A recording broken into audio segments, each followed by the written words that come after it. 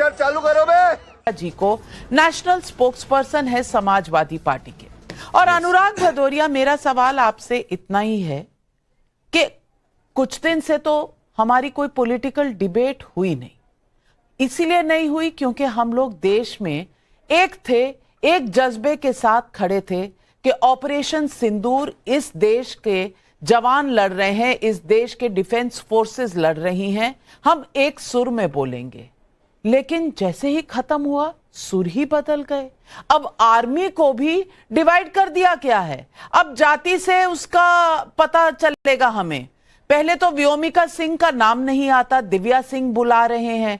दूसरा, उसकी जाति देख रहे हैं, किसी को जाति सूचक ऐसा शब्द बोल रहे हैं रामगोपाल यादव जी जो कहना नहीं चाहिए, जो कानून के खिलाफ है।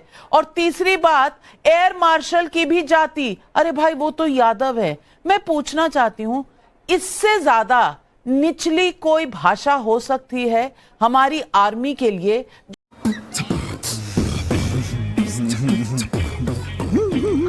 जो सिर्फ एक चीज सोचकर निकलता है बॉर्डर पर कि इस देश को महफूज रखना है, इस देश की सुरक्षा करनी है। वहां पर भी जाति, वहां पर भी पीडीए। देखिए राष्ट्र के हित में थे नहीं, हम एक हैं। जब भी पाकिस्तान सर उठाएगा हिंदुस्तान एक होगा, इसलिए थे था मत यूज कीजिए।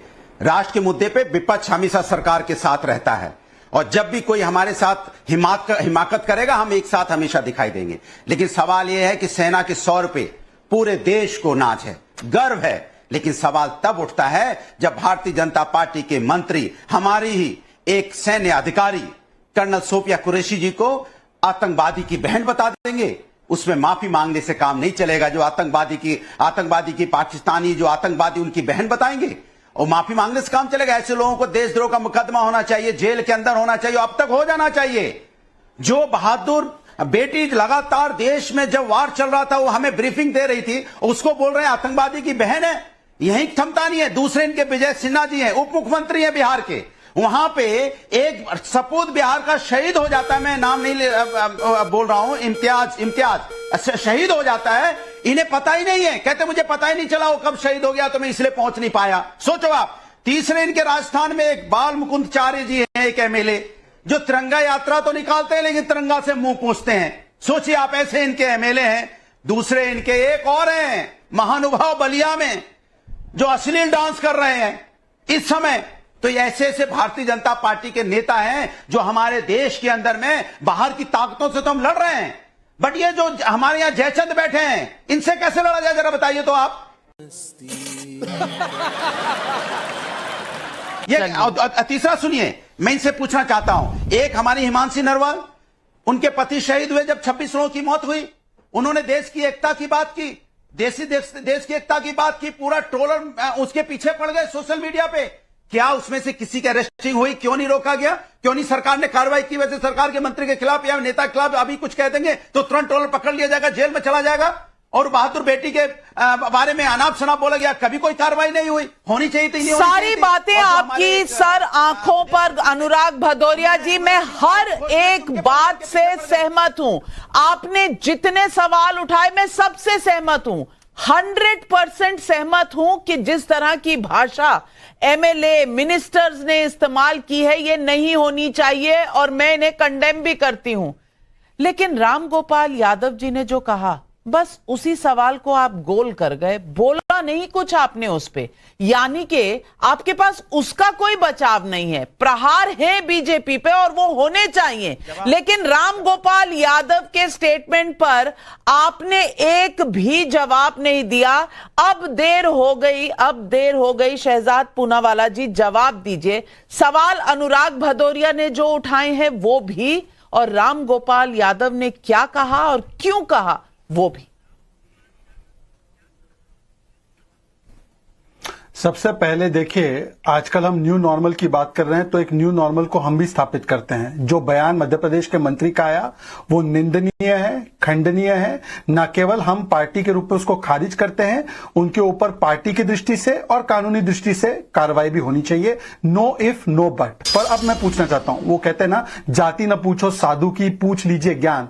वैसे कहते हैं जाति न पूछो सैनिक की, केवल पूछ लीजिए उनका कितना है बलवान। पर बलवान न देखते हुए इनकी जाति देखने का काम करने वाले राम गोपाल यादव, जो सीरियल ऑफेंडर है, ये वही व्यक्ति है जिन्होंने कहा पुलवामा पाकिस्तान ने नहीं, वोटों के लिए सुरक्षा बलों ने करवाया है। ये वही पार्टी जिसने कहा यूपी एटीएस पर भरोसा नहीं, आईसिस के आतंकियों पर भरोसा है। ये वही पार्टी है जिसने की जिस प्रकार से शुभम द्विवेदी, उनकी भी जान गई थी तो कहा कि मैं इनके घर क्यों जाऊं, मेरा इनके परिवार से कोई संपर्क नहीं है।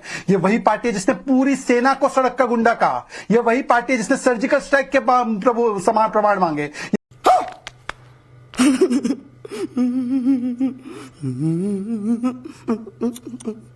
ये वही पार्टी है जिसने कि बालाकोट एयर स्ट्राइक के प्रमाण मांगे, आज भी मांगे। और आज की बात करते हैं कि किस प्रकार से जी हो, किस प्रकार से अजय राय जी हो, या सिंदूर ऑपरेशन होने के बाद उदित राज ने बोला सिंदूर नाम क्यों रखा गया, या उसके बाद आप देख लीजिए कि कांग्रेस के हुसैन दलवाई से लेकर बाकी नेताओं ने, और एक तो अभी आम आदमी पार्टी की नेत्री, उन्होंने कहा कि पाकिस्तान जब तक गिड़गिड़ाकर दुनिया के सामने ना माने मैं नहीं मानूंगी। मतलब डीजीएमओ की बात को नहीं मानना है, मानना किसकी बात को, ट्रंप की, जिन्होंने पलट ली अपनी बात। अब मैं उनसे पूछना चाहता हूं, डीजीएमओ पर भरोसा नहीं, भारत की सेना और सरकार पर भरोसा नहीं, भारत की विदेश मंत्रालय पर भरोसा नहीं, भरोसा किस पर है आपको? पाकिस्तान पर जो 65 का युद्ध हारा तो माना था क्या? 71 का हारा था माना था क्या? 99 का हारा था माना था क्या? उस पाकिस्तान पर भरोसा है जिसके लिए सर्जिकल स्ट्राइक पे कौन ढाल बना था? यही केजरीवाल, जिन्होंने कहा था कि सर्जिकल स्ट्राइक हुआ ही नहीं और इसीलिए वो पाकिस्तान की मीडिया में सेलिब्रेट हुए। यही केजरीवाल जिन्होंने कहा था कि बाटला हाउस एनकाउंटर गलत हुआ है और मोहन चंद शर्मा जी की शहादत पर सवाल उठाया था। तो इसीलिए आप देख लीजिए, कांग्रेस हो, आप हो या समाजवादी, इनका ओल्ड नॉर्मल अभी भी चल रहा है। सेना का अपमान, यही इनकी पहचान। मैं तहसीन पूनावाला जी आपसे पूछना चाहती हूं, पाकिस्तान के साथ जो हुआ वो देश और दुनिया के सामने है, लेकिन साथ में पाकिस्तान की मदद करने के लिए तुर्की जिस तरह से सामने आया, तुर्की के ड्रोन आए दिन इस देश पर बरस रहे थे, गरज नहीं रहे थे, बरस रहे थे। लेकिन तुर्की पर सवाल पूछने पर क्या हो रहा था, वो जयराम रमेश और पवन खेड़ा के बीच में, अरे सवाल ही तो पूछा था, और यह पूछा था कि क्या आप सपोर्ट करेंगे? आप बोलो, पहले आप। मैं पूछना चाहती हूं, ये कहने में कि भारत के खिलाफ जो भी खड़ा है हम उसके खिलाफ है, ये कहने में कितना दम लगता है, कितनी देर लगती है और कितना सोचना पड़ता है कांग्रेस पार्टी को? सवाल इसीलिए पूछा जाता है क्योंकि कहीं आपको वोट बैंक नजर आ रहा था इस दौर में भी, जब हम अपनी बहनों और बेटियों के लिए बदला ले रहे थे पाकिस्तान से। ऑपरेशन सिंदूर के बाद जब तुर्की पर सवाल आया तो आप वोट बैंक के बारे में सोच रहे थे। थैंक यू नाविका जी, आपके शो में मुझे शिरकत करने का मौका मिला। शुरुआत में thank you major Gaurav for your services to the nation, is because people like you कि हम सुरक्षित है। नाविका जी, आपने सवाल अच्छा पूछा, और क्योंकि बीजेपी के प्रवक्ता ने कहा कि एक न्यू नॉर्मल हुआ है ऑपरेशन सिंदूर के बाद, मैं भी कहूँगा कि वो परसेप्शनली जो ये दो व्यक्ति कर रहे थे, पवन जो एक बहुत एरुडाइट स्पोक्स पर्सन है, और उनके साथ जो दूसरे व्यक्ति थे, वो शायद गलत था। और नाम नहीं पता तो बता दूं, जयराम रमेश, तो वो सही नहीं था और वो परसेप्शनली कांग्रेस को नुकसान पहुंचा। नो इफ नो बट मैं भी कहता हूं, जैसे इन्होंने कहा कि मंत्री पर कार्रवाई होनी चाहिए, हुआ कुछ नहीं, हाईकोर्ट ने कहा कि किस तरह से एफआईआर फाइल किया हमने देखा, तो मैं भी कहता हूं। लेकिन बात क्या है, मेरी सरकार, मेरे प्रधानमंत्री ने डिप्लोमेटिक टाइज तोड़े तुर्की के साथ, आज एक कॉन्ट्रैक्ट कैंसिल किया एयरपोर्ट पे। नाविका जी, मैं बता रहा हूं, जो बॉयकॉट टर्की अभी ट्रेंड हो रहा है, सबसे पहला ट्वीट तहसीन पूनावाला ने किया था, हमने उनको एक्सपोज किया था, और हम सब साथ हैं देश के साथ।